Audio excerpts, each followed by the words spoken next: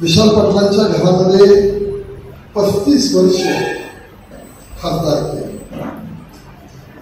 आमदार ती जवळजवळ 10-12-15 वर्षाच्या घरामध्ये आमदार केले. इलेक्शन लढवत आहेत, लोकांच्या पुढे येत आहेत, सहानुभूती घेण्याचा प्रयत्न करत आहेत की आमच्यावर अन्याय झाला.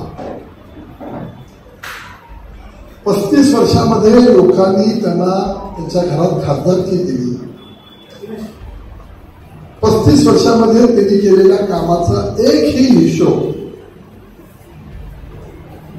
त्यांनी लोकांच्या समोर मांडावा. नसेल तर मी मानतोय. दुसरा विषय असा की त्यांचे आरोप आहेत की संजय काकांनी काही काम केलं नाही. आता ज्यांना स्वतःच्या घराची अस्मिता आठवते, जिल्ह्यावर अन्याय झालेला आठवत नाही, त्यांच्यामुळं या सगळ्या इरिगेशनच्या स्कीम्स, पाण्याच्या स्कीम्स या 0% गतीनं पुढे जात होत्या. अनेक वर्ष दुष्काळाच्या खाईमध्ये तर मिरज पूर्व भाग, कवठेमंकाळचा भाग, जतचा भाग, आटपाडीचा भाग, खानापूरचा भाग आणि कडेगाव तालुका अशा या 6 तालुक्यामध्ये दुष्काळाचं चित्र आपण सगळी मंडळी अनेक वर्ष पाहत होतो. आणि सगळ्यात मोठा दुष्काळ आपण पाहिला तो 3-4 तालुक्यामध्ये. तुम्हाला लोकांनी ती संधी दिली होती, तुम्ही निकलने ठरला, याची जबाबदारी त्यांनी पहिला घेतली पाहिजे. ते जर काम केलं असतं तर त्यांना अधिकार होता की आमच्यावर अन्याय झाला. उलट या जिल्ह्याची अस्मिता त्यांनी बघायला पाहिजे. जिल्ह्याच्या प्रश्नावर त्यांनी आवाज उठवायला पाहिजे. माझ्या माहितीप्रमाणे एकही निवेदन, साधं मोर्चा, आंदोलन एकही त्यांच्या हातनं 10 वर्षामध्ये झालेलं नाही. 2014 साली प्रतीक पाटलांचा पराभव झाला आणि त्यांनी काही घरात राजकारण करून त्यांना राजकीय संन्यास घ्यायला लावला. कसा घेतला, काय घेतला, एवढ्या खोलात आज या पत्रकार परिषदेमध्ये जाता कामा नये. पण त्यांना राजकीय संन्यासाची भाषा घ्यायला लावली, त्यांना घोषणा करावी लागली. 10 वर्ष ते काम करतायत. विरोधी नेता होता येत नाही. विरोध करताना सुद्धा लोकांचे प्रश्न मांडता येत नाही, की जी सोपी गोष्ट असते. जे झालं नाही ते करा म्हणून सांगणं, ते सुद्धा यांना जमलं नाही. त्यांनी खासदारकीची स्वप्न पाहायला लागले. तो एक हास्यास्पद प्रकार माझ्या दृष्टीने वाटतोय. कुठेतरी सोशल मीडियाला मोठे पैसे खर्च करून पुण्या मुंबईतनं काही टीमा आणले, 60-70 लोक बसवले आणि सोशल मीडियाच्या माध्यमातून काही प्रकार सुरू झाले. याचा अर्थ ते सगळं मतदानात रूपांतर होतं असं नाही. अपक्ष उभा राहणाऱ्यांना विधानसभेपर्यंत ठीक असतं, लोकसभेला फार अवघड काम आहे.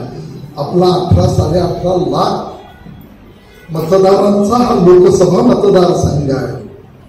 त्यामुळे ते जे काही भ्रमात आहे की आपल्याला काही टप्प्यात आलेले असं त्याला वाटतं, ते काहीही खरं नाही. लोक उद्याच्या 7 तारखेला ते सगळं बंद करतील आणि 4 तारखेच्या निकालामध्ये आपल्याला स्पष्टपणानं दिसेल की तुमच्या सगळ्यांच्या सहकार्याने, जिल्ह्यातल्या जनता जनार्दनाच्या आशीर्वादानं आपल्याला 2.5 लाखाहून जास्त मताधिक्य मिळेल, हा विश्वास या निमित्तानं मी व्यक्त करतो. संस्थांच्या बाबतीमध्ये माझ्याकडे काही यादी आहे. वसंतदादा शेतकरी सहकारी साखर कारखाना तो बंद पाडला, तो चालवायला दिलाय. पण बंद कुणी पाडला, चालवायला दिलं हा एक फॅक्टरी चालावी या उद्देशाने केलेला तो प्रयत्न आहे. पण बंद कुणी पाडला? तिथं काम करणाऱ्या कर्मचाऱ्यांचे जे 15 आणि 20 हजार रुपये पगारावर नोकरी करतात, त्यांच्या फंड आणि ग्रॅच्युटी सुद्धा 4-4, 5-5 वर्ष तुम्ही दिले नाही. पगार 8-8 महिने तुम्ही दिले नाही, 8-8, 9-9 महिने. आज त्या संस्थेचं कॉलेज आहे, तिथं आपल्या पाहुण्यांचा मुलगा बसवून करोडो रुपयांचा तिथेही भ्रष्टाचार चाललाय. 10-11 महिने झाले तिथल्या प्राध्यापकांचे पगार नाही.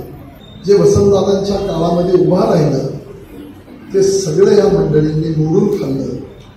तेव्हा अशा माणसांच्या विषयी समाज हे सगळं उघड्या डोळ्यानं पाहत असतो. जरी 8-15 दिवस सोशल मीडियाच्या माध्यमातून आमच्यावर काही वेव तयार होती का, सहानुभूतीची लाट तयार होती का, आणि त्याच्यावर आपल्याला स्वार होता येतं का, हे पाहून राजकारण करणाऱ्या माणसांनी कुठल्या तालुक्यामध्ये गेले, कुणाला भेटले, कुठल्या प्रश्नावर आले, लोक इतक्या अडचणीत होते, कोरोनाच्या काळामध्ये हे कुठं होते.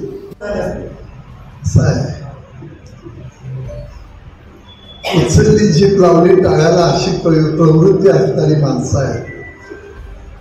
गेस्ट हाऊस ते बँक आणि बँक ते गेस्ट हाऊस वावरणाऱ्या माणसाला काय उत्तर द्यायचं आहे. मी सांगितलं कोरोनाच्या काळात कुठं होते, काय केलं, कुठल्या प्रश्नावर आले. मला एक सांगा, कोयनेच्या पाण्यासंबंधामध्ये तुम्ही अनेक वेळा आपण बसलो, 2 मीटिंग आपल्या झाल्या, एक शब्द तर बोलले पाणी कोयनेतनं सोडलं पाहिजे आमच्या जिल्ह्यातल्या शेतकऱ्यांना, माणसांना. नदी कोरडी पडली 3 वेळा.